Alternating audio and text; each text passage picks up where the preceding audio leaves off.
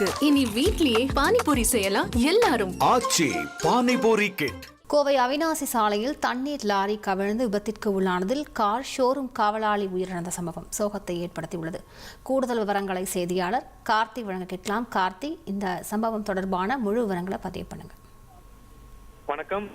கோவை அவிநாசி சாலையை அடுத்த பீலமேடு பகுதியில் தண்ணீர் லாரி கவிழ்ந்து விபத்து ஏற்பட்டுள்ளது. அந்த தண்ணீர் லாரி கவிழும் பொழுது அங்க இருக்கக்கூடிய ஒரு தனியார் ஷோரூமில் பணியாற்றி கொண்ட காவலாளி மீது அந்த வாகனம் விழுந்ததால் அவர் சம்பவ இடத்திலே உயிரிழந்தார். அவருடைய உடல் கோவை கோவை அரசு மருத்துவமனைக்கு பிரேத பரிசோதனைக்காக எடுத்து செல்லப்பட்டிருக்குது.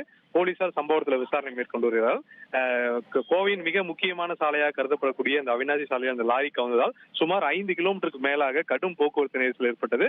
இதனால் போக்குவரத்து பாதிப்பு ஏற்பட்டுள்ளது. தொடர்ந்து அந்த பகுதிகளில் இருந்து வாகனங்களை போக்குவரத்துல சரி செய்வதற்காக நூற்றுக்கணக்கான போலீசார் தற்போது பணியில் ஈடுபட்டிருக்காங்க. அதே சமயம் லாரி கவிழ்ந்திருப்பதால் அந்த லாரியை தூக்குவதற்கு தீயணைப்பு துறையினர் சம்பவத்துக்கு வரவழைக்கப்பட்டிருக்கிறார்கள்.